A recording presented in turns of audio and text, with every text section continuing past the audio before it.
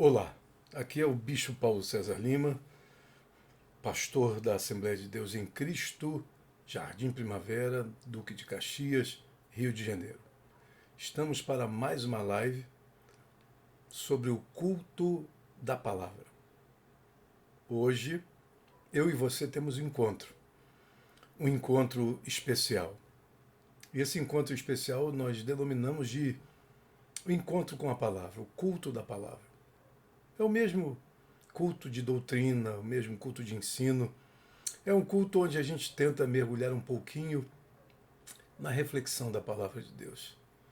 Eu já disse e vou repetir que os dois cultos mais prioritários, se assim eu posso dizer, para um crente, um novo convertido e uma pessoa já antiga na igreja, é o culto de doutrina, o culto de ensino, o culto da palavra, e também a nossa EBD, Escola Bíblica Dominical, que nós estudamos sempre temas sequenciados. Então é uma forma de você consolidar a sua fé. Então nunca fique de fora desses dois cultos, dessas duas reuniões, porque elas são importantíssimas, se não imprescindíveis para qualquer um de nós. Amém? Antes de qualquer coisa, de ler a palavra, vamos fazer uma oração diante do nosso Deus. Pai Celestial, em nome do Teu Filho Jesus, chegamos na Tua presença, Pai, para te agradecer.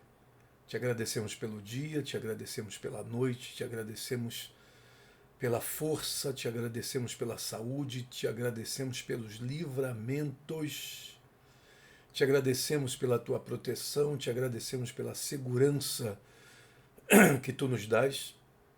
Te agradecemos, ó Deus, pelo teu amor, te agradecemos pela tua misericórdia, te agradecemos pela tua graça, te agradecemos, ó Deus, pelo entendimento que temos da tua palavra, mesmo sendo em conta-gotas, mas já nos serve para abrir os nossos olhos em face dos problemas que estão ao nosso redor e do conhecimento que devemos ter da tua parte. Queremos te agradecer por isso, Pai. Louvamos a Ti pela Tua igreja. Assembleia de Deus em Cristo, todos os membros, da criança até o mais idoso, até a mais idosa. E também todos os irmãos e irmãs pertencentes a todas as igrejas que louvam, adoram e disseminam o Teu Evangelho, o Evangelho da Tua palavra.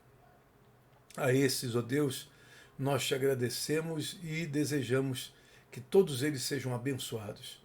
Abençoamos aqueles que estão no Canadá, aqueles que estão nos Estados Unidos, aqueles que estão na Europa e também na América do Sul, na América Latina e em todas as partes do Brasil. A todos quantos, ó Deus, este programa alcançar, que sejam eles abençoados em nome do Senhor Jesus. É o quanto nós te pedimos e nós te agradecemos. Amém. Pois bem, eu gostaria de ler uma passagem da Bíblia Sagrada que está no primeiro livro da Bíblia, o livro de Gênesis, princípio de todas as coisas, capítulo de número 15. É sobre Abrão. Aqui ele ainda era Abrão. Diz assim o texto, capítulo 15, versículos 2, 3 e 4. Vamos ler apenas o 2 e 3 e depois leremos o quarto. Então disse Abrão, Senhor Jeová, vamos ler um para que você entenda, está dentro do contexto. Depois destas coisas, veio a palavra do Senhor a Abrão em visão, dizendo, não temas, Abrão, eu sou o teu escudo, o teu grandíssimo galardão. Então disse Abrão a Deus, Senhor Jeová, que me hás de dar? Pois ando sem filhos, e o mordomo da minha casa é o Damasceno Eliezer. Disse mais Abrão, eis que me não tens dado semente, e eis que um nascido na minha casa será o meu herdeiro, disse Abraão nesse instante para Deus. Eu gostaria de parar aqui e falar um pouco para vocês Uma reflexão rápida, que seja rápida, mas eu gostaria que você prestasse muito atenção, porque a gente não precisa de muitas palavras para Deus falar ao seu coração. Às vezes, a gente prega 1 hora e uma palavra dita em todo o sermão de 1 hora foi suficiente para encher o coração das pessoas. Então vamos lá, eu gostaria de refletir com vocês esta noite sobre o tema quando eu decido fazer o meu próprio futuro, ou quando eu decido sobre o meu próprio futuro. Aqui e ali na vida, somos bombardeados, digamos assim, por todos os lados, porque fazemos muitas besteiras. Nossas escolhas são escolhas superficiais, artificiais. Nossa visão é uma visão estreita, pequena, diminuta. A nossa compreensão das coisas, tanto as presentes como as futuras, são quase que exíguas. Ou seja, por conta de todo esse não saber, nós vamos batendo cabeça aqui, batendo cabeça ali, porque até que em algum momento da nossa história a gente adquira a maturidade que faz com que o seu coração se assente, faz com que o seu coração se submeta, faz com que o seu coração seja obediente à voz de Deus. Até a gente chegar a esse nível, até a gente chegar a essa fase, meu Deus, quanta coisa nos acontecem porque somos o que somos. Infelizmente, isso acontece, mas é para o nosso próprio aprendizado, crescimento, evolução, como pessoa humana. E dia a dia nós estamos vivendo essa experiência ou as experiências do crescimento. Assim viveu Abraão. Antes de Abraão, Abrão. E Abraão ousou, nesse texto aqui, capítulo 15, é interessante quando Deus fala conosco, ele também nos permite falar com ele. Deus se revela a Abraão. E é como se Deus se revelasse a Abraão e dissesse tudo quanto ele precisava saber. Em uma palavra apenas. Em tudo que Deus se revelou a ele, falou com ele, do capítulo 15, versículo 1, uma palavra era suficiente para encher todo o coração de Abraão. E Abraão estava tão preocupado com outras coisas que ele nem se apercebeu, nem compreendeu, não entendeu absolutamente nada. A frase para a qual eu chamo a sua atenção, no versículo 1, é a frase que está lá em último lugar. Diz assim: eu sou o teu grandíssimo galardão. Eu sou o teu prêmio, eu sou o teu galardão.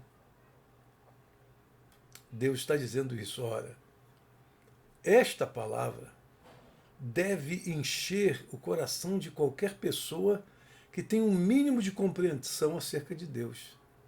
Deus está dizendo para Abraão que a grande procura de Abraão, que o grande desgaste que ele está vivendo, que as preocupações que vêm trazendo situações ruins para Abraão, que o dilema que ele está vivendo não deveria, porque deveria cessar imediatamente após esta palavra. Eu sou o teu grandíssimo galardão. Ou seja, como se Deus dissesse para Abraão: o que tu procuras, o que tu buscas, o que tu queres, o que tu desejas, o que tem arrancado e dilacerado o teu coração, acabou, porque eu sou muito mais do que tudo que procuras. Eu sou muito mais do que aquilo que tu desejas. Eu sou maior do que tudo isso. Porque não é você me ter, sou eu ter você ou ter a tua vida inteira nas minhas mãos.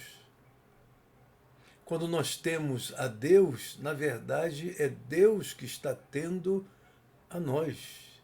Porque o controle nunca está nas nossas mãos. Quando a gente diz essa frase que temos a Deus, não quer dizer que o controle esteja na nossa mão. Não quer dizer que o futuro esteja na nossa mão. Quer dizer que nós estamos inteiramente nas mãos de Deus. E esta frase deveria causar o maior de todos os impactos na vida de Abraão. Mas não gerou. Mesmo com a palavra, mesmo com esta asseveração contundente da parte de Deus, mesmo com esta declaração de Deus, mesmo com esta frase de Deus, com essa palavra forte de Deus, Abraão parece não ter entendido absolutamente nada. Como pode isso? E ele quis, ele mesmo, construir o seu futuro. Ele quis, ele mesmo, fazer o seu futuro, fazer o seu caminho. Ele quis, ele mesmo, entender e fazer assim, do jeito que ele entendia. Porque as nossas limitações são imensas. Gente, a gente não consegue lidar muito bem com as coisas da vida. Nós não sabemos lidar com o tempo. Nós não sabemos lidar com paciência. Nós não sabemos lidar com perseverança. Nós não sabemos lidar com persistência. Nós não sabemos lidar com demora. Nós não sabemos lidar com situações que necessariamente é preciso que a gente fique parado no nosso lugar e esperando em Deus. Nós não sabemos lidar com isso porque nós somos muito ousados no mau sentido da palavra. Queremos construir coisas, queremos fazer coisas, e quantas pessoas há que querem construir o seu próprio futuro com as suas próprias mãos e escolhas? Mas eu quero dizer esta noite para você que isto é um erro grave, crasso de todas as pessoas. E eu me incluo nisso aí. Todos nós, seres humanos, estamos sempre nesta pendência. E temos sempre esta tendência de fazer com as nossas próprias mãos o que nós não devemos fazer. Eu quero apenas sugerir a você que você leia toda a história de Abraão e as promessas que Deus lhe fizera. As promessas de Deus para Abraão foram promessas claras. Não foram promessas de um mago, não foram promessas de um Prometeu da vida, não foram promessas de alguém que aleatoriamente joga as palavras no ar. Foram promessas de Deus para Abraão. Só que o tempo passou. E quando o tempo passa e as coisas não acontecem, nós vamos nos desgastando. Isso normalmente acontece. Nós vamos definhando a nossa fé. Nós vamos carecendo de um toque especial da parte de Deus, de muita misericórdia da parte de Deus, para a gente ficar de pé, aguardando a promessa de Deus, que no nosso entender ela demora muito para acontecer. Para algumas pessoas demora 20 anos, para outras pessoas demora 40 anos, para outras pessoas elas demoram 80 anos, 50 anos, 30 anos, 10 anos, enfim. E por quê? Porque da palavra que parte da boca de Deus até a conclusão de tudo isso, isso passa pela nossa própria experiência de crescimento e maturidade. E quanto mais tomamos por conta própria o nosso destino na mão e decidimos sobre algumas coisas, mais atrasamos esse tempo de cumprimento da promessa. Você entende o que eu disse? Mais atrasamos o tempo de cumprimento da promessa. que aquilo que deveria acontecer em 2, 3 anos, nós temos que retornar à base e começar praticamente tudo de novo pelas nossas escolhas erradas, pelas nossas decisões erradas e pelo fato de eu e você querermos fazer o próprio futuro, o próprio percurso com o próprio esforço. Abraão disse isso. Veja no versículo 2, diz assim: então disse Abraão, Senhor Jeová, que me hás de dar? Ele não entendeu nada. Deus está dizendo, eu sou o teu grandíssimo galardão. Se Deus, meu querido irmão, minha querida irmã, não for o suficiente para abranger todas as nossas necessidades, nada será. Se Deus não for o suficiente para assambarcar todas as nossas carências, nada será. Se Deus não for o suficiente para preencher todas as lacunas e vazios do nosso ser, nada será. Ele não entendeu nada, então ele questiona e diz: o que me hás de dar?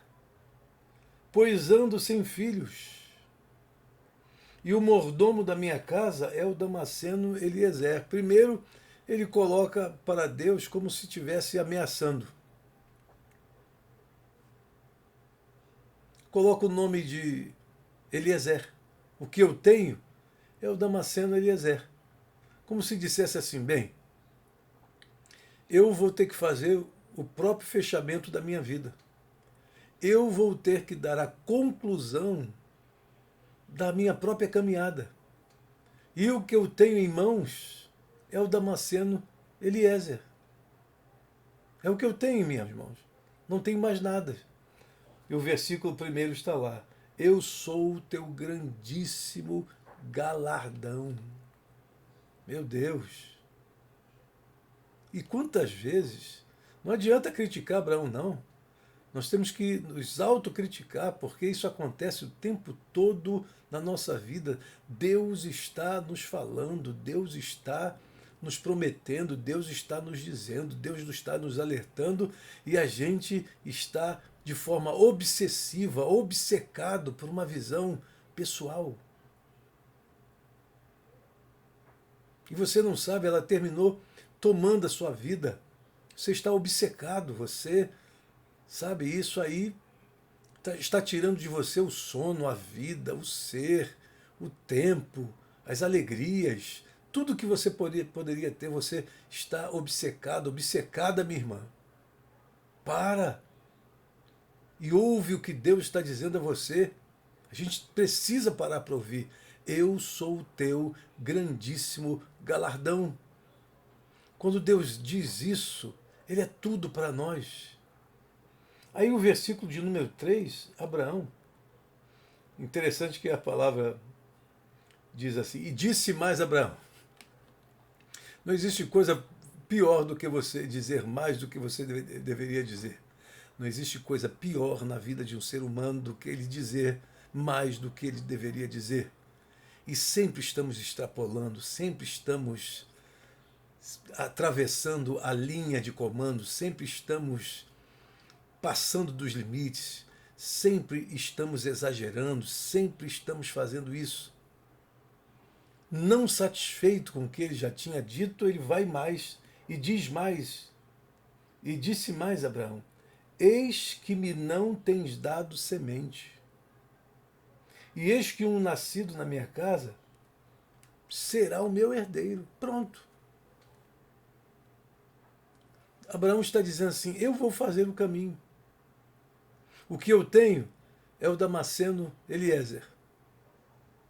Tu não tens me dado nada, absolutamente nada. Não tens me dado semente. Então, já que é assim, eu tomo por mim mesmo a minha decisão. E a minha decisão é essa. Ele será o meu herdeiro. Você precisa de mais alguma coisa, se Deus é o teu, é o nosso, é de todos nós, nosso grandíssimo galardão? Será que você precisa preencher mais alguma coisa? Você tem um bom casamento, você tem uma boa esposa, você tem um bom esposo, você tem um lar maravilhoso, você tem uma igreja que você congrega, você tem tudo que alguém poderia desejar na vida. Mas você quer mais. E além de tudo isso, porque essas coisas são dentro de um nível material. Essas coisas são materiais. Elas não têm, são todas provisórias. A provisoriedade dessas coisas, elas são intensas na nossa vida. São coisas que vêm e vão. São coisas que você compra novinha em um momento e no outro momento já está tudo esculhambado, tudo acabado, tudo destruído. Porque essas coisas não são perenes. Essas coisas não têm valores eternos. Essas coisas não têm durabilidade. Elas vão passar, mas Deus não. Deus na nossa vida é tudo. E aqui eu quero chamar a sua atenção. Quero chamar a sua atenção para algumas coisas. Vamos dizer, nós queremos chamar a atenção de todos, a minha atenção também. Porque enquanto eu estou falando para você, eu estou falando primeiramente para mim. E não ouso pensar que sou alguém que estou acima do bem e do mal. Não ouso pensar assim, muito pelo contrário. Acredito que nós estamos nesse mesmo barco, nessa mesma canoa, remando do jeito que a gente pode remar. Ontem eu vi na internet o filme Paulo, o Apóstolo de Cristo. Eu acho que todos os cristãos deveriam ver este filme para entender, porque ele é muito ligado à realidade em si. E ele não fala de coisas não existentes, ele fala de coisas que realmente aconteceram na época de Paulo, na época dos cristãos e das igrejas, sob Nero, lá pelo ano 64 depois de Cristo, onde houve a grande perseguição de Nero, porque ele acusou todos os cristãos de terem incendiado Roma. E ainda colocou a culpa toda em Paulo como o grande líder desta sedição. E aí o filme já começa mostrando os corpos queimados de cristãos que serviram como para iluminar Roma. Roma foi iluminada com os corpos queimando dos cristãos. A perseguição era tremenda. Eles eram levados o tempo todo para o esporte na arena do Coliseu, e ali eles eram entregues para leões que estavam famintos. Dezenas, centenas deles. E Paulo estava na segunda fase, porque aí entra a segunda fase em que ele está em Roma. Porque na primeira fase foi muito boa.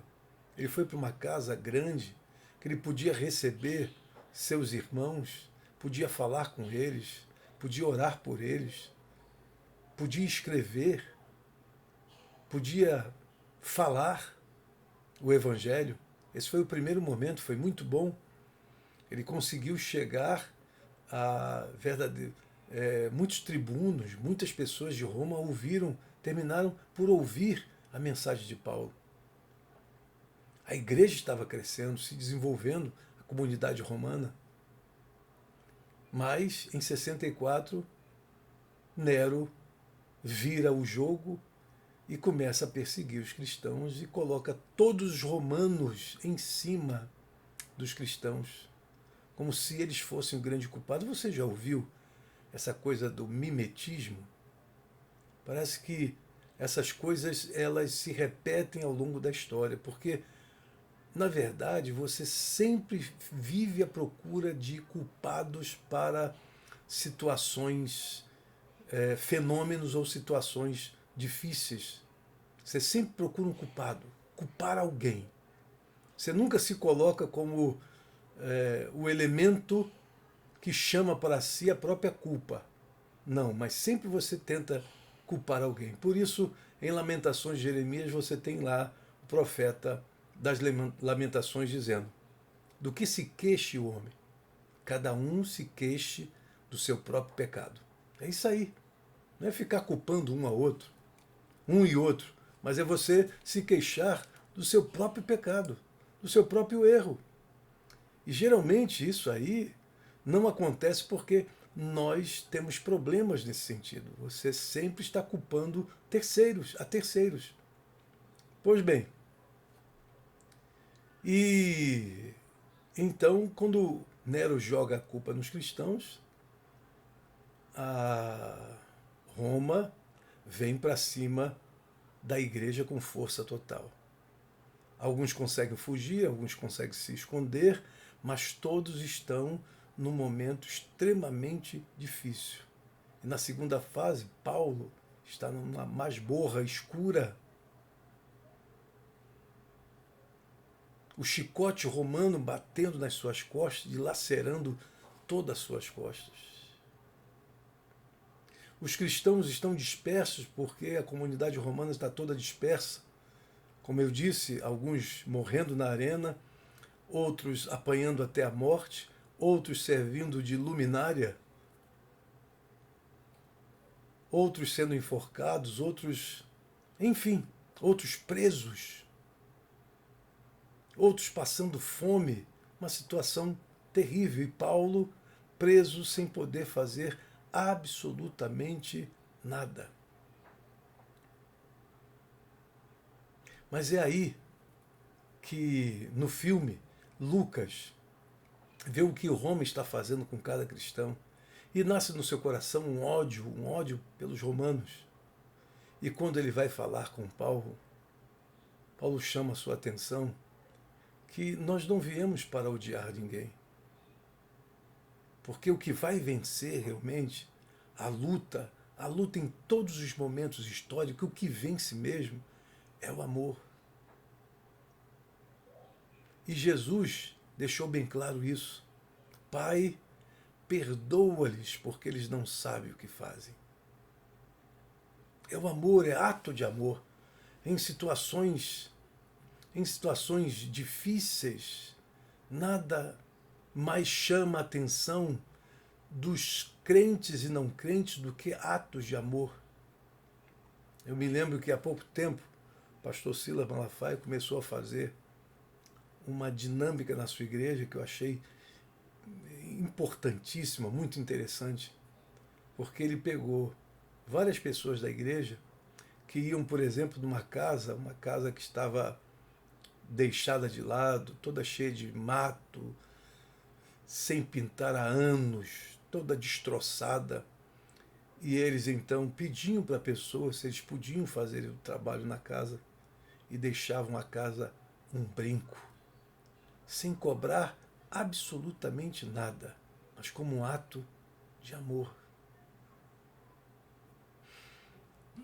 Isso aí não pode parar. É isso que confunde até a mente daqueles que odeiam a igreja.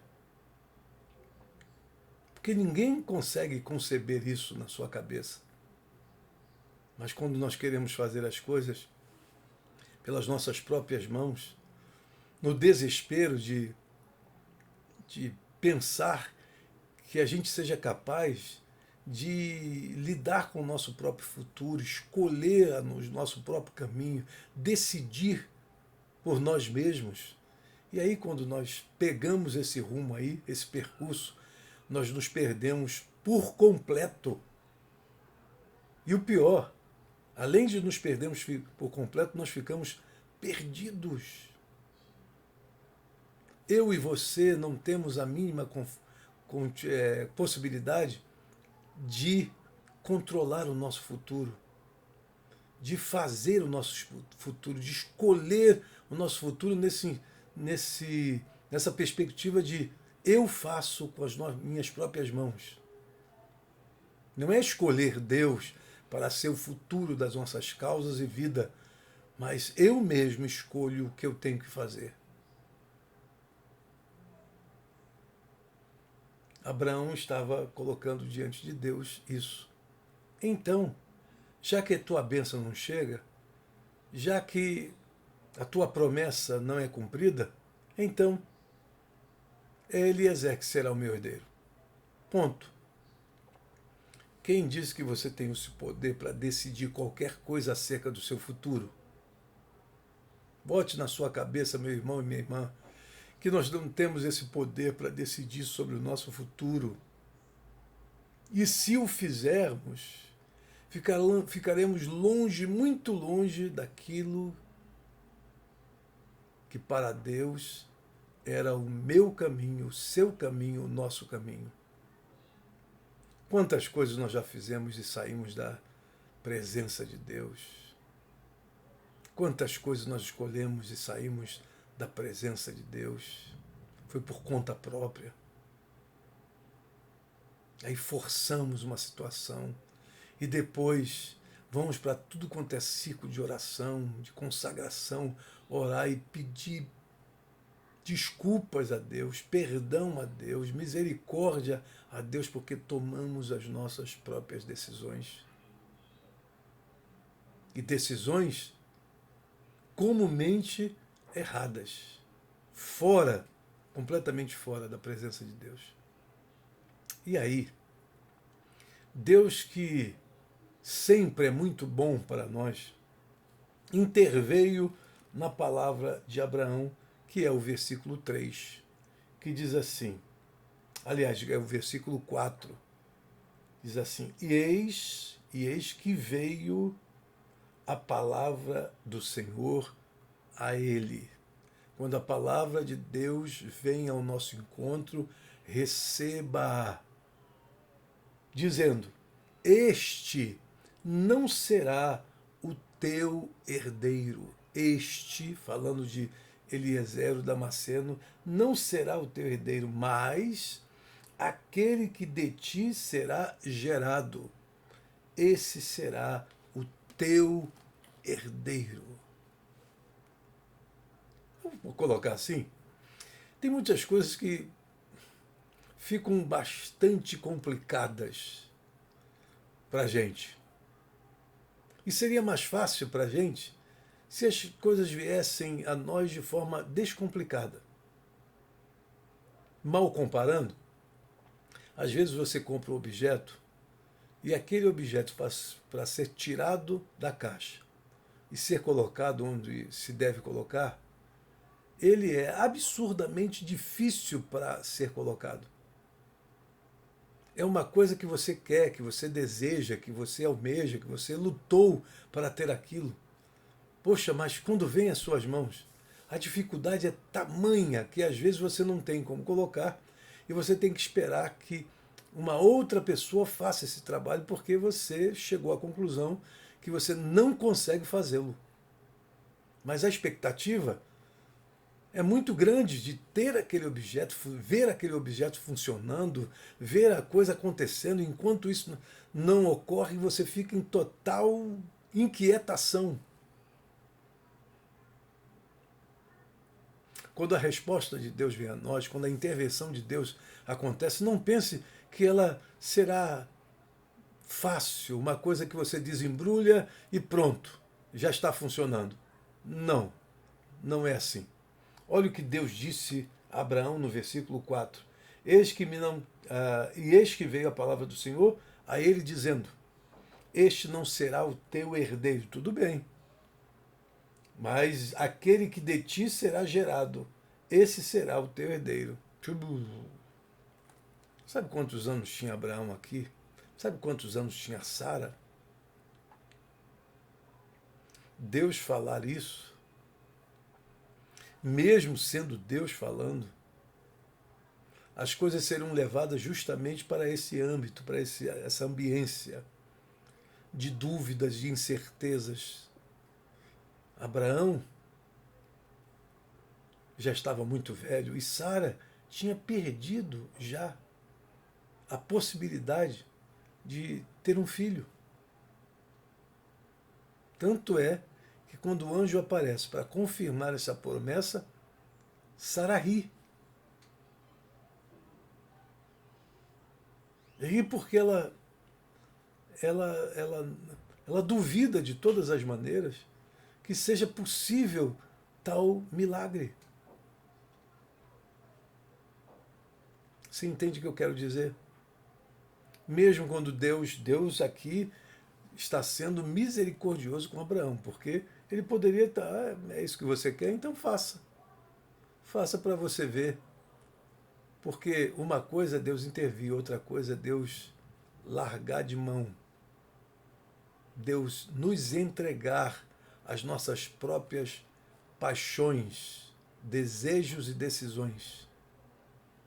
Aqui Deus faz a intervenção. Não será o teu herdeiro, Damasceno não será o teu herdeiro. Mas aquele, está aqui, mas aquele que de ti será gerado. Esse será o teu herdeiro. Bem, essas coisas, elas vão acontecer de uma maneira muito especial na nossa vida. E essa maneira especial é uma maneira incomum. Estou falando de uma coisa sui generis, de uma coisa que não é habitual acontecer na nossa vida. Não é uma coisa que acontece todos os dias, todas as horas, todos os momentos, e na hora que eu quiser que aconteçam. Não, são coisas que acontecem dentro do eventual, do quase extraordinário, para além da nossa compreensão e do nosso entendimento. Alguma coisa que vem de Deus. E o que vem de Deus tem que ser algo realmente divino, que você não explica, que você não compreende, que você não entende. Você apenas deve confiar. Este é o nosso grande desafio. Nosso desafio nessas coisas divinas não é a gente tentar entender, tentar compreender, tentar submeter, porque não é uma coisa cognoscível. É uma coisa que passa pela linha da fé, da confiança, do acreditar, da convicção. O que Abraão tinha que fazer era apenas ter confiança em Deus. E assim se assegurar de que as coisas iam acontecer porque Deus é real. A promessa de Deus, ela se cumpre. Mas Abraão está lidando com o inusitado. Abraão está lidando com coisas que ele nem tem percepção sobre isso. Nesse texto, lá no final do diálogo entre Deus e Abraão, e diz assim um texto: creu Abraão, isso lhe foi imputado por justiça. No final de tudo, de toda a aparição de Deus, de toda a presença de Deus, de toda a mensagem que Deus estava passando para Abraão, Abraão no final creu. E esse crer aí é entregar-se a Deus sem reservas. Creu Abraão, entregou-se a Deus. É aquele negócio, cessa todo tipo de obstáculo que a gente faz. Cessa todo tipo de barreira que a gente levanta. Cessa todo tipo de incertezas que nós temos. Tudo isso cessa. E eu me coloco na inteira disposição de Deus, nas mãos de Deus. É como fechar os olhos e deixar que o corpo caia para onde ele quiser cair. Porque você sabe, entende que há um Deus que sustenta você. Creu Abraão, e isso lhe foi imputado por justiça. Então, vamos pensar um pouco aqui. Eu não posso, eu não devo, eu não tenho possibilidade de criar os meus caminhos, de criar um futuro para mim com o meu próprio esforço, com a minha própria vontade. Eu não tenho essa possibilidade. Nunca será o Damasceno, nunca ele será o seu herdeiro. Se você está dentro de uma caminhada com Deus, espere sempre coisas inusitadas, grandiosas e extraordinárias da parte de Deus. Ele garante isso. Em nome do Senhor Jesus. E aprenda a entender o que Deus está dizendo. Abraão não entendeu e por isso ele foi lançado no mar das incertezas. Ele já tinha tudo e não sabia. Ele já tinha todo o prêmio que ele precisava na vida, ele já tinha. Porque Deus disse, eu sou o teu grandíssimo galardão. O que nós buscamos são galardões da terra, são premiações que a gente receba aqui. O que nós buscamos? O que nós buscamos é uma coisa que é muito maior do que tudo isso que os nossos olhos podem alcançar. Entenda de uma vez por todas, em nome do Senhor Jesus, que Deus, a presença dele é suficiente para nos preencher, assambarcar, abranger toda a nossa vida. Nós não precisamos de mais nada além dele. Ele é tudo para nós. Ele é tudo para nós, porque tudo é por ele, nele, por ele e para ele são todas as coisas. Porque nele vivemos, nos movemos e existimos. Ele é a razão permanente da nossa existência. Então, com ele, não precisamos mais de nada. E sem ele, não alcançamos absolutamente nada na nossa vida.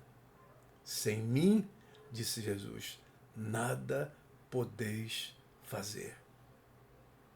Não construa um futuro em cima de areia, porque o vento virá, as águas vão descer, o terremoto vai acontecer, e essa edificação feita com as suas próprias mãos vai ruir completamente. Pessoas que constroem um imenso castelo e o vê com seus próprios olhos destruído, porque fizeram com a sua própria força. E não adianta fazer com a sua própria força, não adianta querer uma coisa, desejar tanto que você passe à frente de Deus. Espere em Deus. Como eu preguei na terça-feira, toda vez que você toma um caminho de atalho, toda vez que você toma um caminho do faça rápido, faça fácil, você será arremessado ao último lugar da fila. Você terá que começar tudo de novo. Abraão, Deus teve compaixão dele, interveio e chamou-o para o milagre.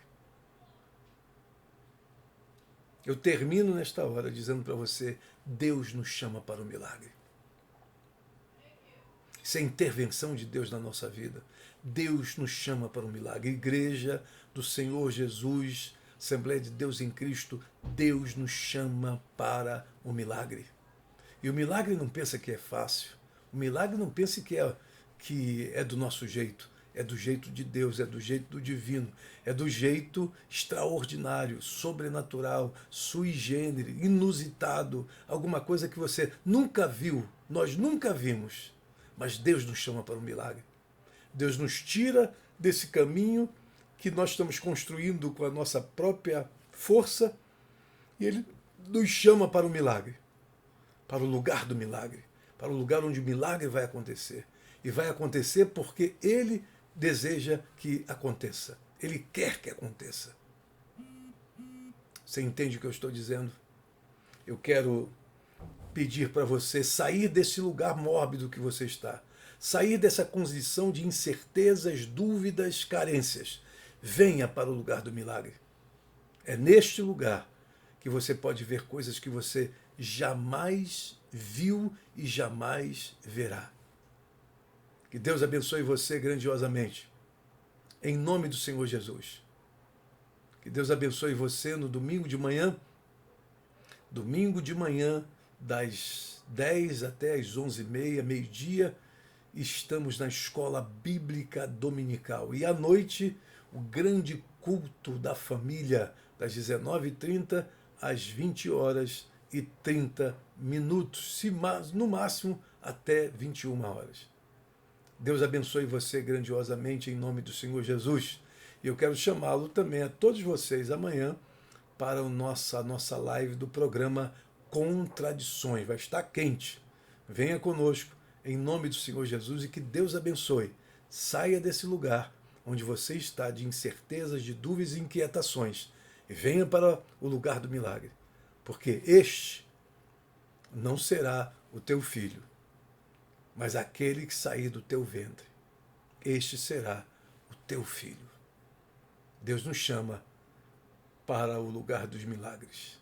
Deus abençoe você rica e abundantemente, em nome do Senhor Jesus. Até a próxima.